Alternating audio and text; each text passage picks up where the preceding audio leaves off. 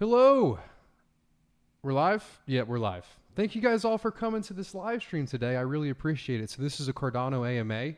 We take questions from the Cardano community and we answer them. We think it's really important to spread education, but it's a little different. I have two people here today. We're going to actually get some details from Pi today about SundaeSwap, the Testnet, the taste test article they just released. And then, he's going to be here with us for a little bit, 30 minutes. That's going to be the good part. And then after that, I'll answer a few of your questions. But really the format today, first I'm going to say hi to everybody, of course, everybody in chat, Mark AI, love you guys. Hi, everyone. And then, following that, we're going to talk about the taste test article that SundaeSwap released. You guys know I like to come with a little content in the beginning, get everyone joining in before we get the great questions. And then following that, we're going to, almost have a little bit of a testnet recap, figure out, what's going on their side. And then also following that, we're going to get to viewer questions. So thank you guys all for coming here today. How are you doing, Pi, to get things started? I'm doing fantastic. Really stressed and working really hard, but very, very good.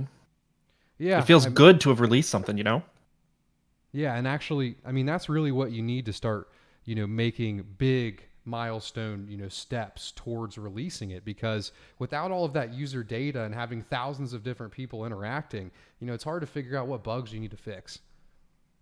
Absolutely. And how many users actually use the testnet? Unique users. I don't know. So we don't have analytics on it, so I can't. Normally I'd be able to answer that question, but it's a deck, so we don't want to track people. But we've processed 100,000 orders. We've distributed I think close to 100,000 ADA via our faucet. Right now we have some close to 50,000 orders that are kind of waiting to be processed when the price of the pool moves down, like a limit order. So the volume has just been overwhelming. It's been fantastic. Yeah, I saw it really just in terms of my own YouTube numbers that first day and all the questions that I got about the testnet. I was really excited just to try something out for the first time on Cardano, even if it was just a testnet to do a swap. And I did that live, and people really came out to support you guys and squash those bugs. It was pretty incredible to see. Yeah, for sure. So I wanted to talk about the taste test article, but I wanted to say hi real quick to everybody in chat. One Trippy Planet, what is up? Rick from Digital Fortress. Merry Christmas, man. I appreciate you coming by today. Gray Skull, Anthony, Artem, Kyle, Ramon, Michael, Cauldron, Monto AI, Damnation. I appreciate you guys all coming out today. It's going to be a great stream, and it wouldn't be without you guys here, so I do really appreciate it. Can we get a thumbs up on the audio and the connection? I've been testing some things out. You guys know I'm in the new house, and you know how the Florida internet is. But a thumbs up, I'd really appreciate it. So let's start off with the taste test article. You guys released an article called Taste Test. Can you, it's specifically on how the Sunday token, is going to get its price, because there's some legal ramifications behind you guys setting the price, and I can see where you have to look at a technical way to allow a decentralized way for that to happen. So. Yeah, and it's my understanding you haven't. Somebody in the chat is saying, "Can you turn your volume up?" Yeah, we'll do. Or my volume down, I suppose. Maybe that should be a little better. But yeah, my understanding is you haven't read it yet, so I'll be able to introduce you to it. Cool. So yeah, there are two kind of fundamental problems we were looking to solve. One was kind of the regulatory aspect, like you mentioned, which is the setting of an initial price of a token or something that you're selling is rife for exploitation, right? It's a lot of power that an entity has because nobody knows what it should be valued at. Nobody has a sense of what everybody else is going to value it at. And so that initial price setter has a lot of opportunity to exploit people and, oversell or undersell that asset.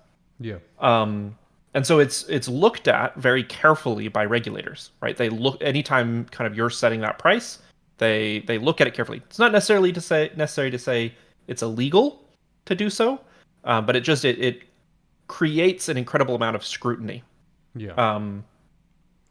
And so that's one problem. But, near and dear to my heart, and maybe more personally relevant to me, is one of the big problems that crypto is facing right now is a lot of people losing money to either legitimate or illegitimate pump and dump market behavior, which is where the price skyrockets in the first day and then crashes back down to quote unquote more normal levels. Which is what happens, when you participate in these private sales and then it goes to the public and you get that initial, I've seen crazy ones where it'll go up, 70x and then fall back down to, a much more reasonable and sustainable price. So I see the value in what you're saying.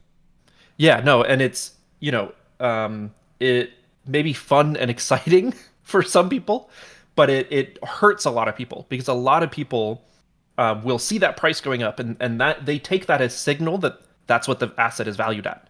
And so they'll buy in. And then there will be a kind of bank run and all those people that bought in at the top will lose a ton of money. And it can also cast doubt on projects that are very legitimate, right? There have been projects that the developers didn't do anything shady. They didn't sell any of theirs, but it still exhibited this behavior. And now people are like, oh, it's a pump and dump. The developers dumped on us. It's a rug pull, blah, blah, blah. And so we wanted to solve these two problems. We wanted to kind of secure ourselves from a regulatory standpoint or attempt to secure ourselves. And we wanted to soften the blow of that initial market activity and make sure that the initial price that anybody kind of trades at is more representative of what the market actually values the asset at. And so we came up with the idea of a taste test. And the way it works is the SundaeSwap DAO, as it's getting formed, as the protocol is getting booted, will take 7% of the total token supply, so 140 million tokens, and lock them in a smart contract called the taste test. And then anybody else with either ADA or Sundae, so that could be people earning the first 1 or 2 rounds of ISO rewards, for example, can lock either more Sundae into the contract or more likely more ADA. And at the end of the taste test, we'll take whatever assets we've accrued and create the initial liquidity pool. So in the extreme case, just to kind of avoid pre-biasing people and so that I can talk with real numbers, I'm going to switch to a hypothetical example. This is not supposed to be representative of what we expect or predict out of ADA and Sundae. This is just talking about the mechanisms of what we've built. And it is entirely up to you guys, the community, to, we're not making predictions about what's going to happen. So let's talk about an Raspberry ADA token pair, right? Some hypothetical token. So we lock up, 10 million Raspberry tokens or however much amount. And imagine that, it's a very unpopular token and only 2 ADA gets locked into the contract. What would happen is you would then have a liquidity pool with 2 ADA and 100 million Raspberry tokens. So effectively, you have said that 1 ADA is worth 50 million Raspberry tokens. Yeah. And so, regardless of what you value at, that's obviously a great deal for the person who put in the 2 ADA. And so the next person who sees it will see, oh, well, that's a good deal. I want in on some of that action, and they'll deposit some of their ADA. Now, it's important to emphasize that at any point, you can withdraw your ADA. So if this keeps rising, and now all of a sudden there's, 100 million Raspberry and 100 million ADA, well, you're like, I personally just don't think Raspberry is worth that much. You can withdraw your ADA and then just swap when the pool gets created. Right? And so through this, people in the community have these 2 levers: put more assets in or pull their assets out, and to express their valuation of the token that's being taste tested. And so the idea is that the rational actors in the community, and there's not everybody is a rational actor, but generally when real money is involved, people tend to be rational actors, are incentivized to try to get as close to that kind of final price that they value it at as possible. Because if it is oversaturated, you're incentivized to pull out your tokens and just swap when the market goes live. And if it is under, you're incentivized to put more ADA in. So it will reach an equilibrium over time.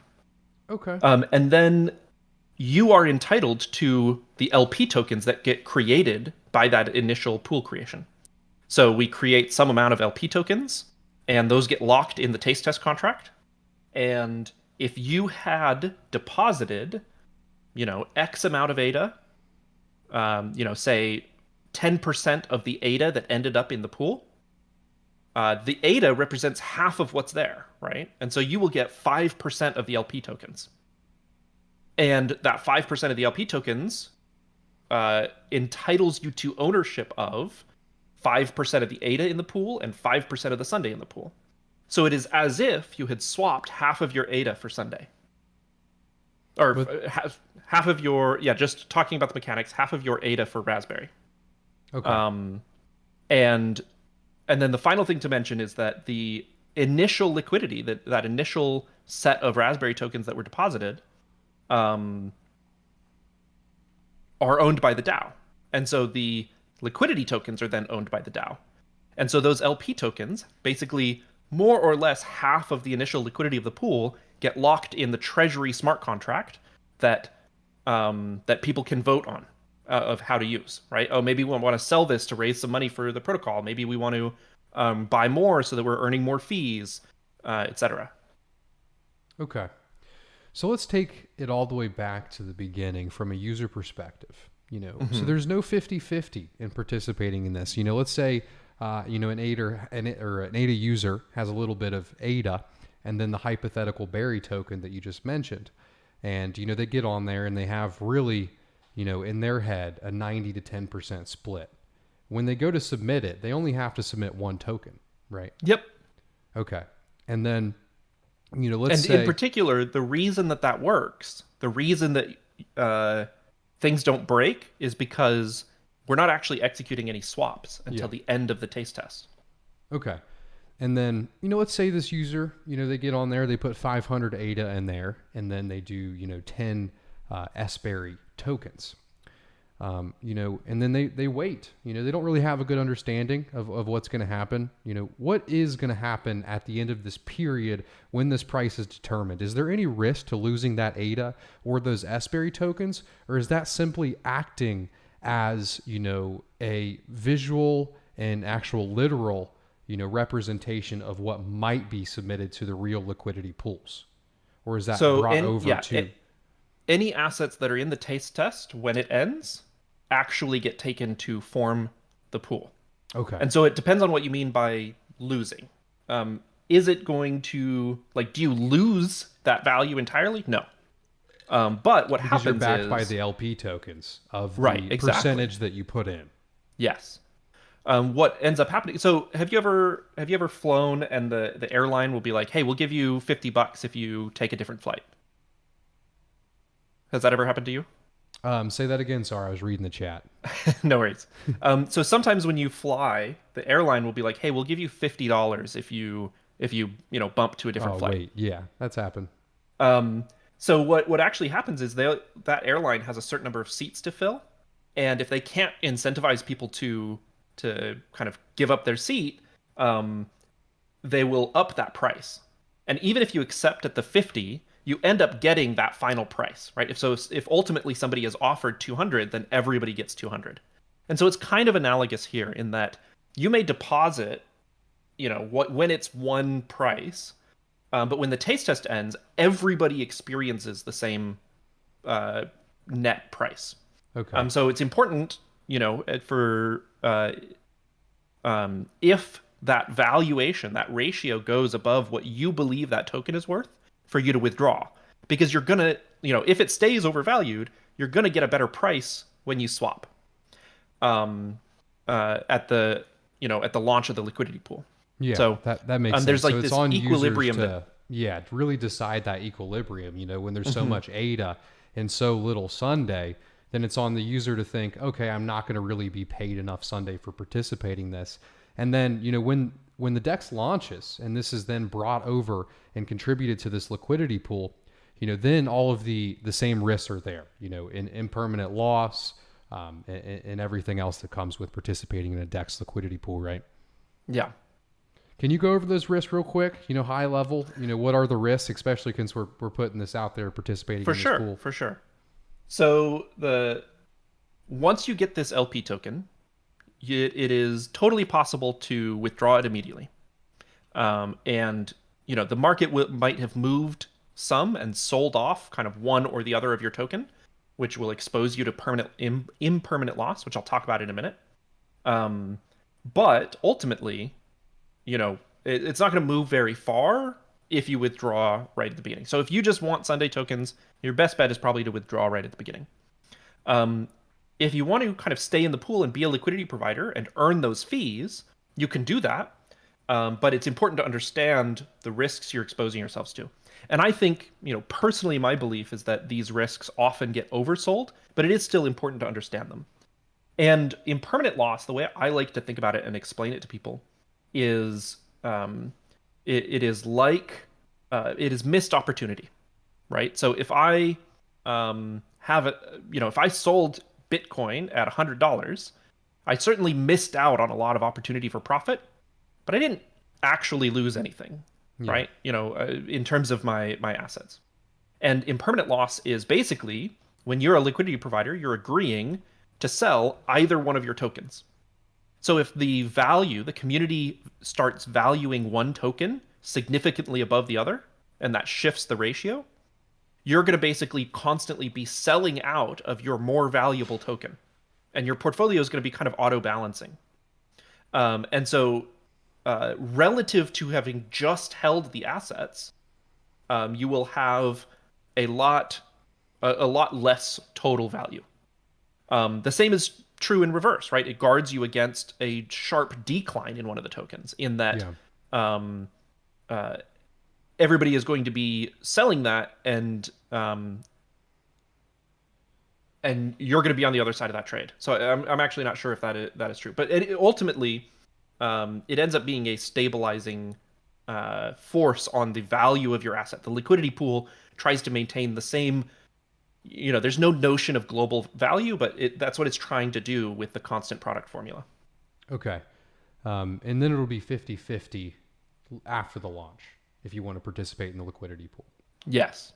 Okay. Although the protocol does support something called single-sided deposits, we just haven't built the UI around that. So interesting. Keep an eye out for that. So speaking of UI, this is going to be pretty complicated for users. This is no easy feat, because they're really going to have to, they're participating in, essentially a decentralized way of determining the price of an asset, right? So is all of this data, as far as how many tokens are there and, how much you're going to earn, or is the incentives and the disincentives, is that data all going to be there really on the interface when you're participating in this, pool that is the liquidity pool, where you don't require 50-50 up front? It's just a single asset submission to help determine this price? Yeah, so with the taste test, it boils down to be pretty simple. There is a current ratio, and there is a history of that ratio. So you can see kind of a spark line of, is the ratio coming down or going up? And then you have two actions, right? You can deposit or you can withdraw. And then in those two actions, you can deposit one side of the taste test, or withdraw, or deposit the other side, or withdraw. So for the taste test, there's not a lot of information to communicate. For the providing liquidity, there is more, right? There's how many fees have you earned? What is the total volume of trade activity against this pool bin? Things like that. I appreciate that. There are a few good questions in the chat I want to turn to real quick. I do want to actually ask you some questions about the testnet, but it does feel like a good idea while we're on this topic and it's fresh in people's minds to kind of fill in the pieces for them. Anthony stated, what happens if there's too much ADA or Sunday withdrawn at one time? Is there a safety net of some sort? So the economic incentives for withdrawing, quote unquote, too much of one asset don't really make sense to do that, right? If you withdraw a large amount of ADA at the last minute, what that's going to do is drop the price of the token, and you will then miss out on those first swaps at that lower price, and the market will arbitrage it back up to what the kind of And you're speaking on communal... withdrawing after the DEX is launched or before? No, during the taste test. Okay. Which is what I understand was Anthony's question. If he meant I did as well. I just wanted to clarify. Sorry. Yeah. So if you withdraw it like right at the last minute in the taste test, you're going to miss out on that gap between what the opening price is and what it settles on with the community. So there's no incentive to withdraw at the last minute. Similarly, if you deposit a bunch, you're going to be pushing the price above what the community thinks it is. And so you're going to execute your swap at a higher price that it's then going to kind of gravitate back towards what the actual quote unquote underlying market price is. And you're going to have lost money on that gap. And your total value will go down because the LP tokens that you were given, for submitting that ADA up front, the price has gone down of the Sunday because it was overvalued. So then you lose that total value, right? I was reading chat, so I do it all the time. I really have this weird thing to where if I'm reading, I have one track on the message and nothing else. You can be yelling at me and I can't do it. But specifically, I was saying, to piggyback on what you were mentioning, let's say a user deposits, a large amount of ADA, and this actually pushes it above, what that community decided natural price is. Theoretically, if speculation doesn't continue, it should fall back down to that normal price, and the amount of Sunday tokens you were given in return because of the amount of ADA that you submitted is going to be lower than it should be because you invested too much ADA and deemed that price too high. Yeah. Right? Okay. Yeah. So the economic incentives really are for, being in when it is closest to your perceived value. That makes sense. And then, during that taste test, you can withdraw at any time with no loss. It's really when we make the transition into the real network. Technically, you pay the transaction fees, but other than that, it's 1-to-1. We don't count those. It's funny. Let me get a tissue real quick. Yeah, for sure. Answer some questions in chat. It'll probably be 2 minutes. Yeah. Hi, chat. So Kyle Smith says, do you earn more LP tokens when you deposit equal amounts of both as opposed to the single-sided deposit? So technically, yes. So the way that our single-sided deposits will work once we implement them in the UI is we effectively just swap half of the asset for the other one and then just leave those in the pool. And you pay the normal liquidity provider fee on that swap, or the normal swap fee on that swap. So you would, if I deposited only 100 ADA into an ADA Bloom pool, 50 of that ADA would swap for Bloom, and then it would just stay in the pool and I'd get back the LP tokens. And so I would get technically slightly less because of that swap fee. Other than that, there's no decrease. Appreciate that. I had some sniffles left over from the sickness last week. What question specifically did you answer from the chat? Kyle Smith, do you earn more LP tokens? Okay. Chaplain C says, can you keep depositing and withdrawing to get more LP token? So no, when you deposit, you get LP token. When you withdraw, you burn that LP token. And the LP token essentially just acts as a, physical representation of the liquidity that you provide to the pool. Yeah, it's a receipt. It says, I have contributed 10% of the assets in this pool. Okay, awesome. So we'll answer more questions on that in a second, but I wanted to actually switch over to the testnet. Yeah, for sure. what are your thoughts so far on the testnet? I'm sure that you've heard some good feedback and some bad feedback. At SundaeSwap, what is your overall? Did it go well? So it is going fantastically well. The response and the engagement has been overwhelming, which is exactly what we wanted, right? Like we said that this was a collaborative effort with IOG to kind of push the testnet to its limits and see what is the likely impact if we were to launch on mainnet, and that we've been very successful in that. We certainly have had bugs, which we expected and we braced people for, but none of the bugs have been in the core protocol. The bugs have come in three flavors in my mind. One of them is bugs in the scooper, right? So being able to select and submit orders and build the proper transactions to process that big scoop. So we've been working through those. There have been UI bugs. So a lot of so there was a bug that we revealed in Nami where if a different wallet spent your collateral UTXO, Nami still kept reporting the same collateral UTXO. And so that's why often you have to clear and reset your collateral to kind of to fix that. Nami's released a fix for that. They were super quick, but I think it's still in a bad state for some people. Yeah. We found UI bugs where we were losing track of the order. It was still there on the blockchain, but the UI wasn't displaying it. And so it felt to people like they had lost money, which is obviously not a great feeling. But it was just a UI bug, not anything in the core protocol. Yeah. And then the final type of quote unquote bug is places where we are communicating to the user really poorly. So for example, the hold to swap button we thought was cute, and it made a lot more sense when there wasn't the wallet pop-up screen. It kind of made you commit to swapping. But now that there's that extra step of the wallet swap, it confuses a lot of people, and so we're revisiting that. Even though we support limit orders and your order will convert into a limit order depending on your slippage tolerance, we don't communicate that to the user in any way. And so an order will sit in pending, and it's a limit order. There's no, it's just waiting for the price to come down so your order can execute, just like on Coinbase or something. But we don't communicate that to the user, right? And that's definitely, we consider that a bug, and we should do a better job of communicating that. So those are the three large buckets that bugs fall into. There have been no bugs in the scripts themselves that we found.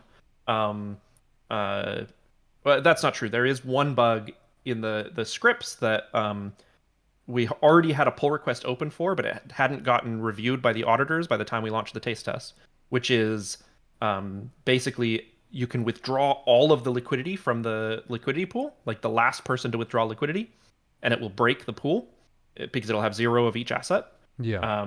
So we're now correctly handling that in kind of the audited version of the code.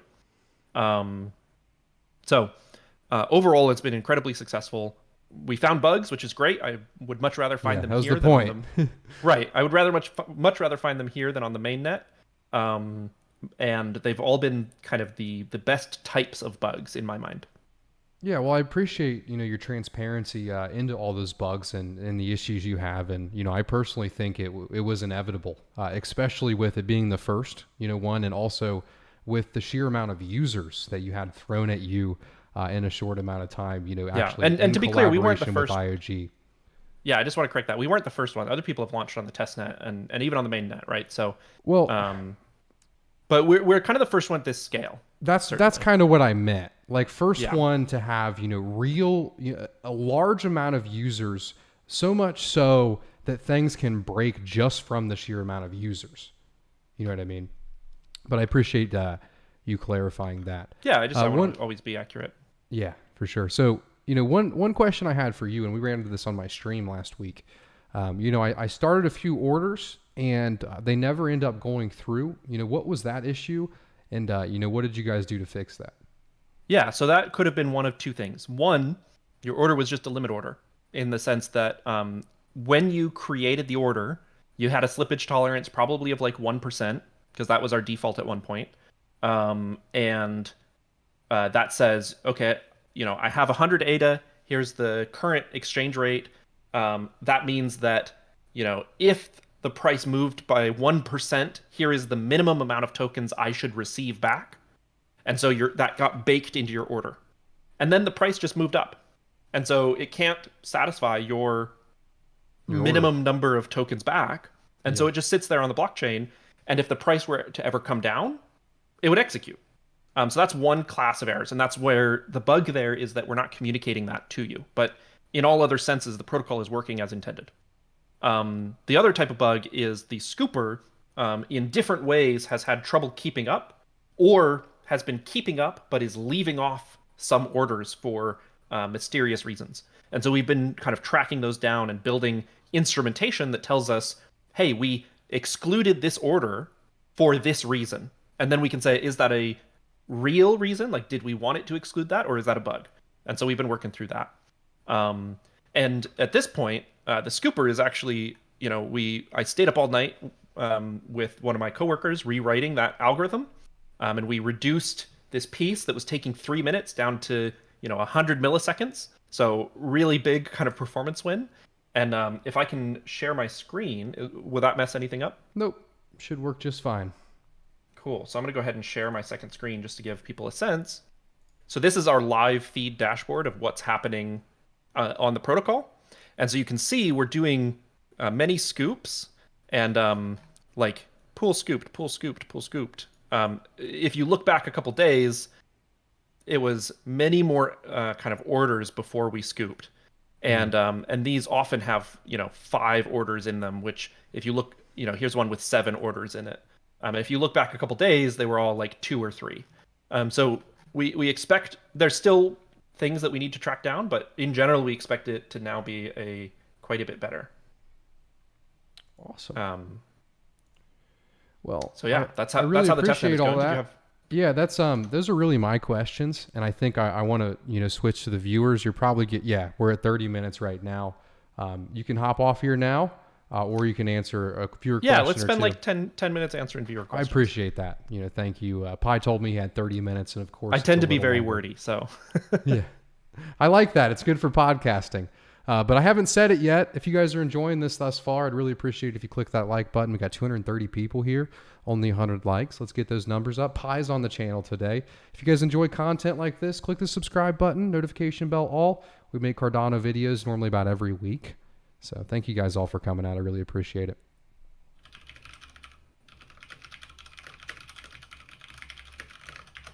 So I'm gonna reshare that screen just because I'm realizing nobody could see things. So I'm gonna make this. No, they should have been able to see it. Are they stating they couldn't? Well, the font was very small. Okay. I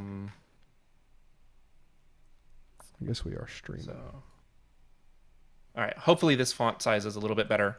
But so what you can see right here where I'm highlighting text, this is every time a scooper kind of produces a block. And right here, it tells you how many orders it batched into that block. So here's one, it processed 7 orders in one block, 7, 3, 2, 2, 6, 5, kind of scanning down here. And these are for tokens like, so here's one for swapping ADA for MELD. And here's one for a Tada coin, etc. So this is kind of the live feed that we built of all activity on the. But it's the nice watching that. Do you have something where it just comes up for you, like Yep. So this is the live stream. So every time a block gets produced, you'll see it like kind of scroll past really quickly.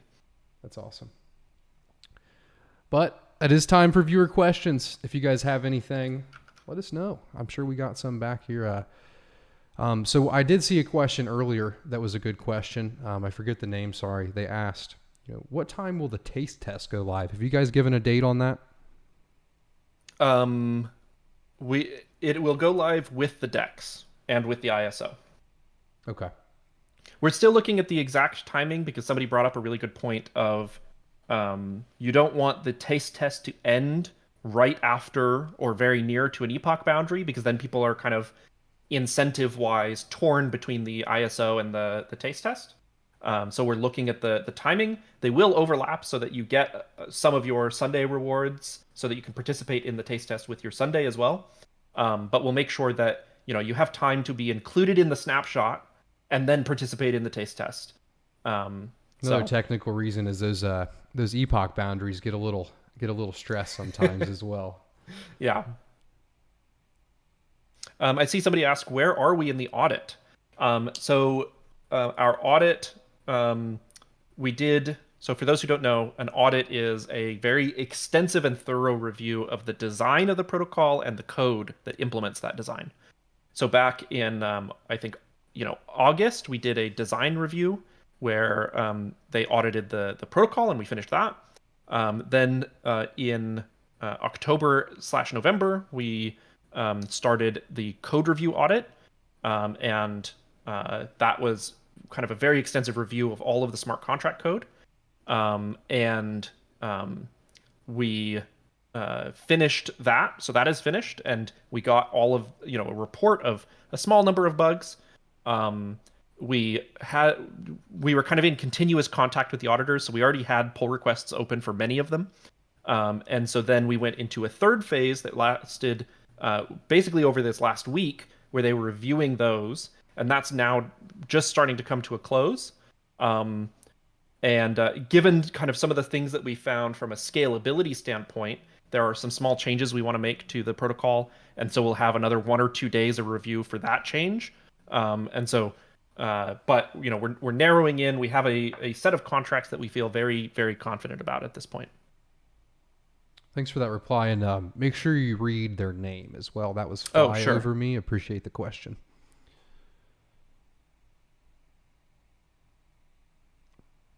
Somebody asked how many people are participating in the testnet. They don't have that data because they're at DEX. You can rewatch the beginning for the explanation on that.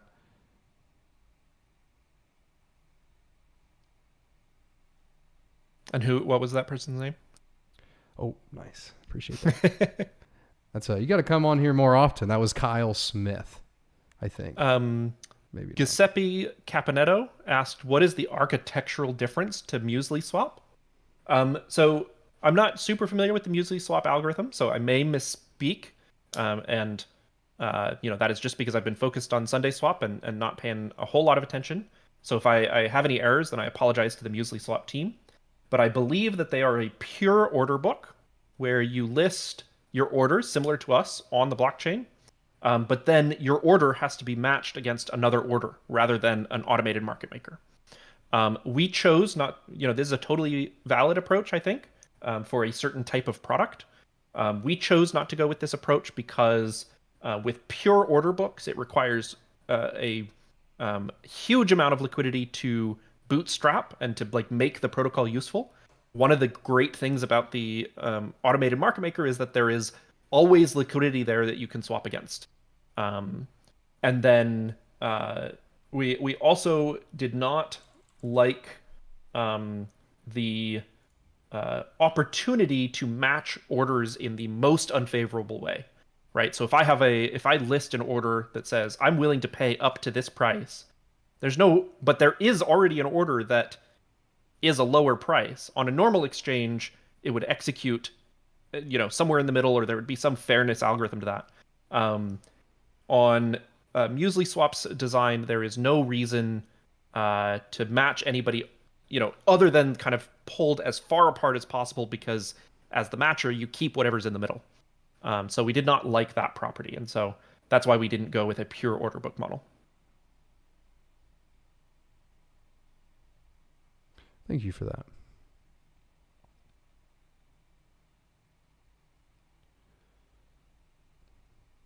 This isn't a question, but Turbo Aram says it would be great to see some how-to videos.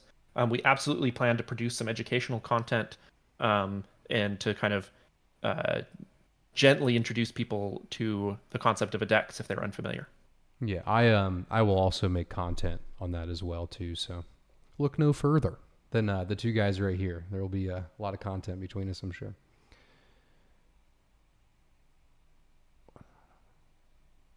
This is interesting. What has IOHK learned with SundaeSwap to anticipate any optimizations needed for congestion? Great question, Bob the Builder. Appreciate that. Yeah, absolutely great question. Unfortunately, I don't know if I can give an answer. That's kind of more for IOHK to answer than for me to answer. Fair. I don't want to speak on behalf of them. I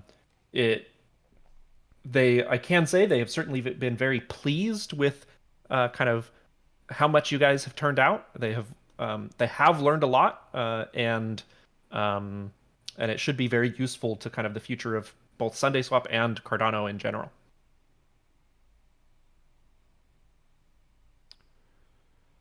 You are running out of time. Let's end with a lighthearted question. Sure. Where did the name Pi come from? Oh, I love this question. So for those who don't know, Pi is my legal name, but it was not my birth name. I don't tell people my birth name. So, but basically in middle school, I was bored in math class. I hated math at the time. And so I was looking for any opportunity to not pay attention. And there was the digits of pi on the trim around the room. And so I started memorizing them. And then I moved to a new school and I was the new kid. And so everybody needed a distinctive thing to refer to me by. And it became, oh, have you met that kid who knows pi? And at some point, this just got shortened to, oh, hey, have you met pi? And it became one of those nicknames that, really sticks. And it, after several years, my mom was calling me pi, and there were entire group, portions of my friend group that didn't even know that that wasn't my real name. And so I just said, screw it. And I got it legally changed. Awesome. Thank you for that story. Do you remember back on the first interview that we did in the very beginning? I'm like, yeah, he said his name is Pi. I'm not really sure if that's his real name. You messaged me afterwards. You're like, that was my real name. Yeah. It's funny looking back at that moment and also looking back at, how far you guys have come in, 6 to 8 months. It's incredible. Sure. And I want to say thank you so much for coming on today. We'll just, we'll switch Yeah, from... thanks for having me on. It's nice to do the kind of more casual atmosphere than the okay, we're gonna set a recording time and all that. I like answering questions with you. Yeah, for sure. And the the questions and the viewers really make it a lot more casual. But I really hope you have a great rest of your day, and thanks for all your hard work on SundaeSwap. Thank you. Good luck on the rest of your stream, and I will see you later. Thank you. Later. Just me, ladies and gentlemen. How are we doing today? I'll answer a few questions. If I know the answer to them, I'll hook you up before we head out of here for today. But thank you guys so much for tuning in. I always appreciate it. It's been a blast.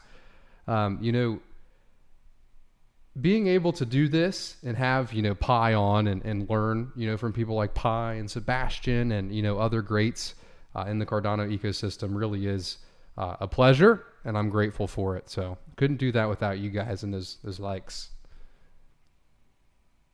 We can make sure we get some of these questions. You said on many occasions Sundae is not using the PAB, but other projects on ADA require it. That might want to list on Sundae. Can you confirm if you'll be able to go live before the PAB? That is a great question. Dino Dog, I know the answer to that one. So the PAB stands for the Plutus Application Backend. A lot of projects are stating that they need it to release, to work on. I'm sure 50% of it is projects like kind of just pushing people off like, hey, we're working, leave us alone, PAB. And then the other 50% of it, they actually need it. But SundaeSwap is actually choosing to not use the POB. They are using a method that they call scoopers. And they looked at trusted actors in the system, specifically Stakepool operators, and thought, okay, these guys already have technical experience on, how to, run the software underlying a blockchain protocol. So let's use scoopers, to essentially scoop up all of these transactions and submit them, bypassing the PAB to allow a quicker SundaeSwap launch. So stating that, the PAB could always come out earlier, but if the PAB is not released yet, SundaeSwap is not limited by the PAB release. Great question. I appreciate it. How many different cryptos will be available to trade when this goes live? I'm almost positive that they can't pick and choose, what coins are listed. This is a decentralized, coin exchange, a DEX. And, Bloom, for example, we can get on there and we can set up a liquidity pool. And, what we would have to do is, deposit a large amount of money in there to start, 50% ADA here, 50% Bloom tokens. And that is creating a liquidity pool. So, I would suspect to see on there, if the option of adding your own liquidity pool is available, all of the big names and big token names that you know today. If someone's willing to, I'm sure that a lot of these, it's going to be big projects that do it as well. Names that you've heard them mention partnerships with, but we will see. It could just be Sundae on there day one, Sundae and ADA. You know, it's a great question though. Hello, I just joined the AMA, but someone may have already asked this, but why are transactions so slow on SundaeSwap? Why are a lot of transactions failing? Kind regards. That's a great question, Hernandez. We already answered that earlier in this. If you could rewatch the whole thing, it is very educational. But to give you a quick high-level recap, there were a few different reasons that could happen. One being your limit price, was too low or too high, so the transaction never went through because the price went up or down. And when you do these transactions, you set a tolerance. I'm tolerating that I can lose this much money, or this can be this percentage different from the limit price. And if it doesn't meet that, then your transaction will never go through. But another option there's a technical problem. So rewatch for that part. I can't explain it well enough. I need to rewatch it. Sorry about that. Will SundaeSwap support Yoroi wallet and hardware wallets on launch? That's a great question, man. I don't know. I would hope so. A lot of users are on Yoroi. When did delegates start accumulating Sundae? When will Sundae be distributed? Great question, Anthony. I know the answer to that one. So, delegates will start accumulating Sundae if they're staked to any of the ISO pools after the DEX launches. So, as soon as the DEX launches, you're going to start earning Sundae tokens, and then users can actually claim those from the SundaeSwap website using a smart contract. And it's going to take 5 days for you to be able to claim that. Let's say you're there for the first epoch. Next epoch snapshot, you should be able to go on there and claim those rewards through that smart contract. Great question.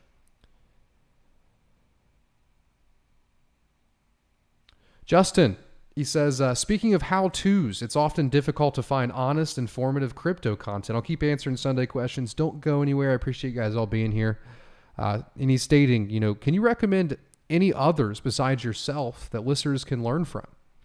It's a great question, Justin. And I've honestly been looking for more lately. But, the call ended. Need to get that off there. Okay, let me switch back. It's going to take 1 second, ladies and gentlemen. Very sorry about that. Video captured device. My beautiful face. Well, wow. Sorry about that. I have to do a different setup for when we have viewers come in. I'm flipped. I might be flipped.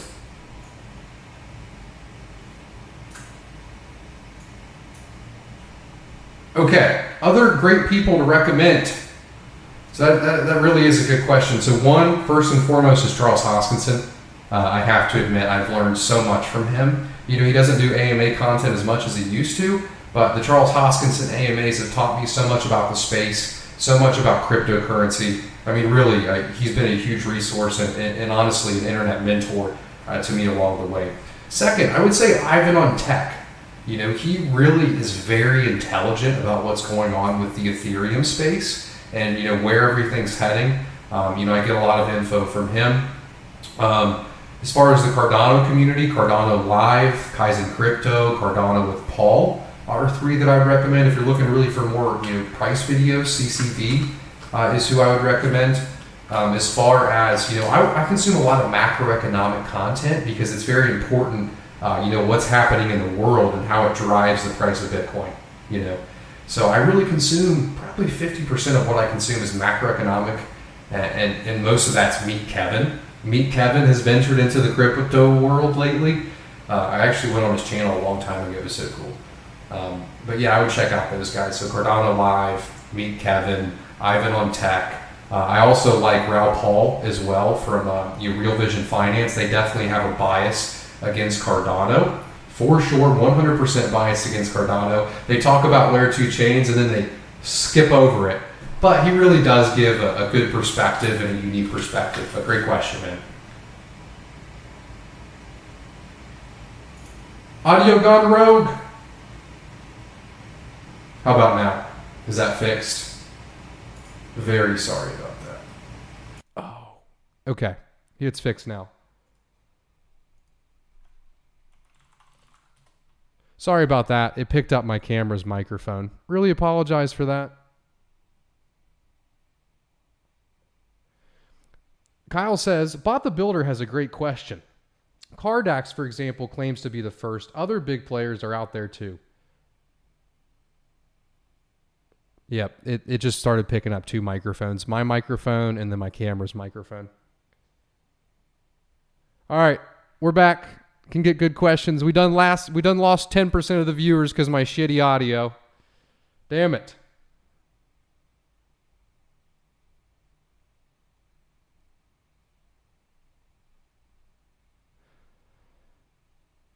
How many Sunday will you get per staked ADA? So that, Michael, that's actually going to depend on the total amount of people that participate in it. So we're all staking ADA for 5% of the total supply during the ISO. And the ISO is going to last 5 days or 5 epochs.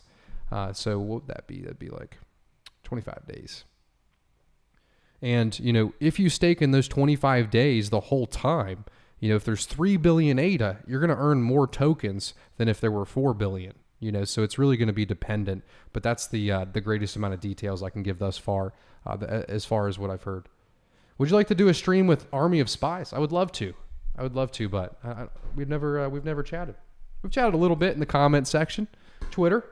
But yeah, I like Army of Spies, man. Cool guy. He's one of the people I definitely tune into. I forgot to mention him in my Cardano content, or in my Cardano people. Justin said Real Vision had Charles on not too long ago. I agree, but man, I'm telling you, they skip right over Cardano. Like they'll be like, oh, you know, other layer ones like Solana and Algorand and that's it. It's just so funny. I'm like, God damn it, Rao. One time I actually did hear him mention it, but he's like, Cardano, there's not much activity over there. And I'm like, have you been there? Have you seen what's been going on? I mean, there's not much as activity as ETH, but ETH's had a few years, that's for sure. Please explain LP token. Great question, Chaplain. I appreciate it, man. So, an LP token essentially acts as a physical representation of the value that you put in the pool. And let's talk about why it's important. You know, let's say you got a liquidity pool. And a liquidity pool is, you know, a smart contract that has 2 pools of funds, and it allows users to trade those 2 tokens that are in the liquidity pool. So let's say ADA and Sunday to make this easier. You know, I lost my train of thought. Okay, LP tokens. So let's say there's 100 ADA here and 100 Sunday tokens. So no financial advice. They equal the exact same amount, which is not going to be true. Well, when those tokens actually, you know, equal the same amount and you go submit, you know, 1 ADA and 1 Sunday to the pool, you're given an LP token in your wallet that physically represents the total amount of, you know, value that you have in the liquidity pool. So LP tokens are, you know, tokens in your wallet that represent the value that you've put in. And, you know, you use those LP tokens to actually go claim, you know, your Sunday rewards or your ADA rewards. I hope that makes sense. Deck stuff gets pretty complicated, but we'll get there, I promise.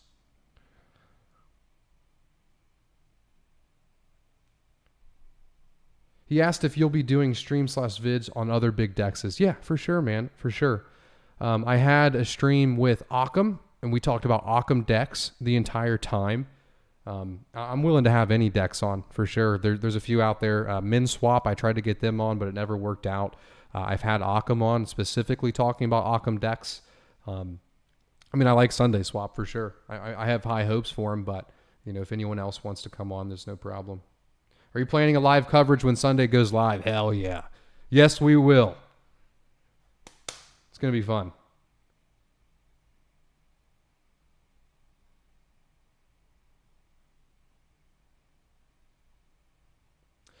Will you do an episode in the new year talking about other dexes? Cardano DeFi 2022. Yeah, that's a great question, Bob. I actually have had that in mind, like kind of top 5 dexes on Cardano. I've been thinking about that. But yeah, we'll get that done. Colette said, Solana billionaires will pull that rug when they feel like it. Thanks for your thoughts, Colette. I appreciate it.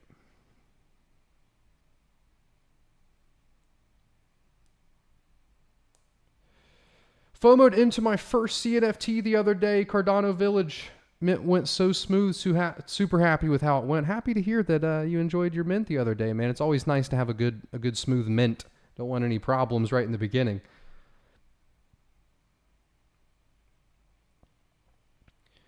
Everton said pools that don't or haven't minted blocks earn rewards to distribute. That's a good question, man, but I don't know. Let's think about how they could have written this smart contract, right? He's writing it and it's just going to be like, okay, if address or staking address is delegated to, these 30 pool IDs, then every 5 days mint and pay tokens, right? Or he could have made it much more complicated. If pool mints 5 blocks, then, if this, there definitely could be, it's most likely not dependent on blocks, but there also could be if, pool does not mint 1 block, then but I'm not sure if that was in there or not. Good question.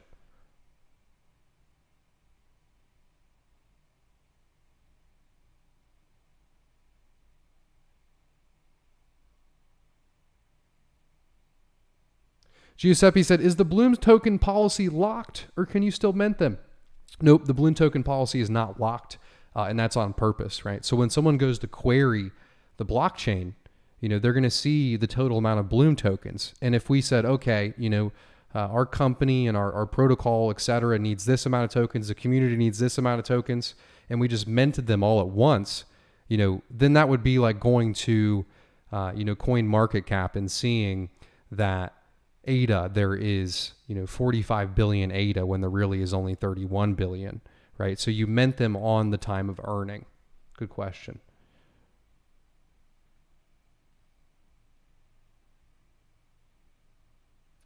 I don't have any Pavia.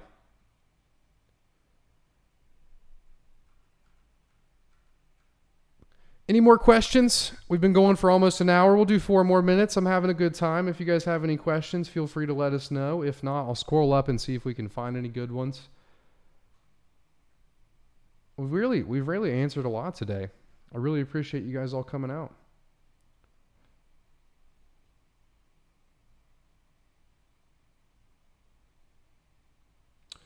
John said, fantastic presentation. Hey, thank you so much. I appreciate that.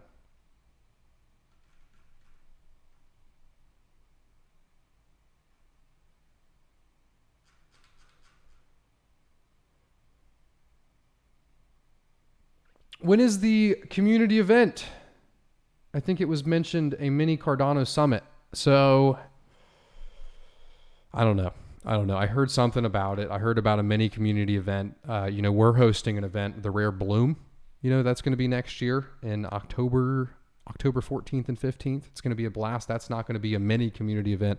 It's going to be a grand community event. I would love for all of you to come out there. If you're looking for how to look more into the Rare Bloom, if you guys have any questions about it, feel free to let us know. But we're really just trying to host an event for the Cardano community. I went to the Bitcoin conference and thought, man, this sucks because it's not Cardano. And really, it was in a lot of the decisions on how to actually host the event and the focus, and it was on price and fame and blah blah blah blah. Whereas I would love to have, I would love for Cardano to have a in-person community event where we all network and thrive and look forward to these events every year. And it's in a great venue. It's in the Gaylord in Colorado. The accent came over from the Gaylord. But I'd love for you guys all to come out. Love the Pi name story. Me too. Pi and Pay, great job. Thank you so much. Thank you for updating us, learning a lot. I hope so, man. That's my main goal here is to educate. Love the content. Thank you.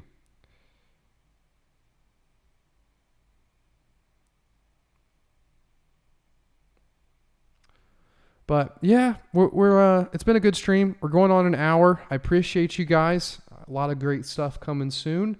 I hope you guys have a good rest of your week. We'll do a shimmy. Love you guys.